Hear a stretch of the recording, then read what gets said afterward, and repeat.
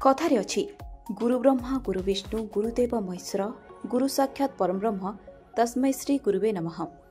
अर्थात जेतेबेले आमे शिक्षित होई प्रतिष्ठित होइथाउ एहार पछरे जणे शिक्षक अबा शिक्षयित्रीको हात रहिथाय। जो शिक्षक अबा शिक्षयित्री आमको भल मनिषटीए करी सभ्य समाज रे गढ़ी तोलिबारे विशेष सहायक होइथांती। परितापर विषय एही पवित्र शिक्षानुष्ठान मंदिर रे नामलेखाकु नै विद्यालय रे सृष्टि होइथिला अप्रीतिकर परिस्थिति। एभली दृश्य देखिबाकु मिलिथिला पुरी जिल्ला कणास ब्लॉक निकटस्थ गड़फुट ग्राम पंचायत पारदा बादलपुर उच्च विद्यालय रे। दीर्घदिन धरी होई पारुनथिला अष्टम श्रेणी पिलामानकर नामलेखा, जहाद्वारा अभिभावक महलले तीव्र असंतोष प्रकाश पाइथिला।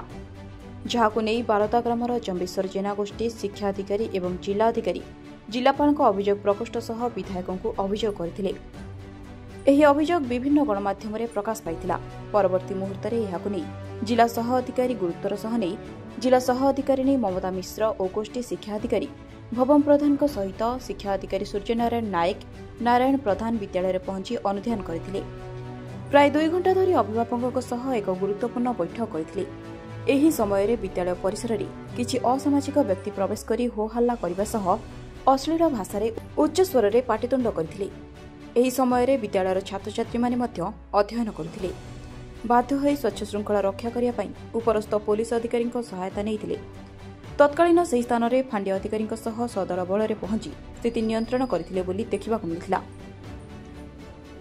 हाँ आमर ये बरदा बादलपुर स्कूल रे अष्टम श्रेणी रे 24 जन पिला आसिक क्लास करुले। से भितर आज 10 जनकर एडमिशन करागला। सबू अभिभावकों उपस्थिति रे समस्त कथा बुझागला और समाधान करागला। जो मैंने एडमिशन करना आउ गोटे डेट फिक्स करा जायछि। आमर 28 तारीख दिन आम 10टा समय से आसिक अभिभावक मैंने आसी एडमिशन करेंगे। एडमिशन हो पार ना कौन आमर ये अभिभावक मानकर कौन मनमालिन्य जो हो पार ना से मैंने केते जन चाहूले करेंगे बोले केते जन चाहूले करेंगे। तो आम से आमर जिला शिक्षा अधिकारी निर्देश क्रमे आम आसिलु आसिक गार्डियन मान सहित कथबार्ता ही आपस समाधान। मो ना जम्बेश्वर जेना मु छात्र विभाग मो पु अष्टम श्रेणी एडमिशन करना बोली मुझे अभियोग करने डी ऑफिस करूँ बी ऑफिस करूँ। आज पर्यटन 4-5 मास है एपर्यंत एडमिशन करमर हाईस्कल टाक भांग बोली तो से एडमिशन नौ ना कौन आज्ञा बुद्धिजीवी हिसाब से अनुष्ठान हूँ बारदावाला बहुत दुख कष्ट चीनी केरोसिन दे गाँ भेदा करके अनुष्ठान कर बापा मैंने बुआई खाली चीनी केरोसिन से देना समस्ते देती एटे एमानकर विशृंखला जोगु ये अनुष्ठान चली पारनी। एमानकु जेते शीघ्र एठो बाहर करा जिवो आमे ठीक जानिबो एठे अनुष्ठान ठीक उपाय चलिवो। बम प्रधान मु बीओ सत्यवादी मोर बरदा बादलपुर हाई स्कूल रे अष्टम क्लास रे एडमिशन हेई पार नथिला कोनोसी कारणवशत जेहेतु डीओ सार कारण एडमिशन करि पार नाहंती।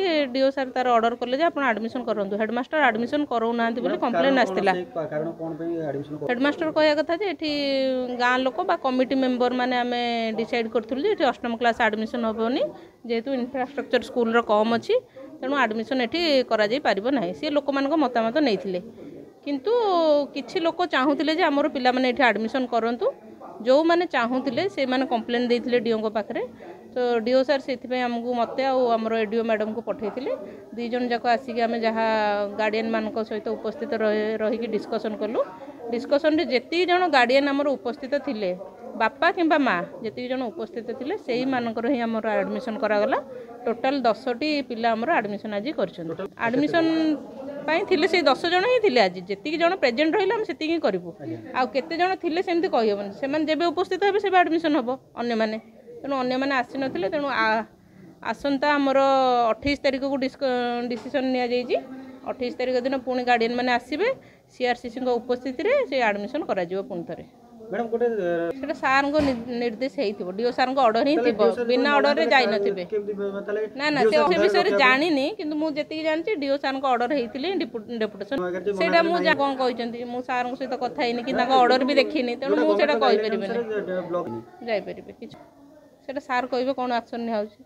आज तो आम एडमिशन केवल आसलु आम गोटे इश्यू आमको कहुला एडमिशन कराया तेणु आम जी पिला गार्डियन आसते आम आडमिशन करके गलु अन्य इश्यू उपर आज किसी डिस्कसन होनी कि आमको कहुए से इश्यू करेंगे बर्तमान आडमिशन है से पिला गार्डियन मान को नहीं आउ नवम दशम गार्डियन नहीं कि हेडमास्टर को कही खूब शीघ्र कमिटी से डकेबे हो पार आलुमिनी कमिटी अलग अच्छी एसएमसी कमिटी अलग तेणु यहाँ आग एसएमसी कर आलुमिनी कमिटी थी कि नए पब्लिक लोक यहाँ बुझा कथा तांकरी पिला माने एठी पढ़ुचंती से स्कूल रे आसिक गंडगोल कले पाटितुंड कले तेणु आम बाध्य होकर आईआईसी को डकैया बाध्य हेलु वर्तमान परिस्थिति सुधुरी जाइए आम चाहूँ सेमती आगू कंटिन्यू करूँ पिला माने सुरक्षित भाव में पढ़ु। Puri Biswajit Pattanaik report IUIA news.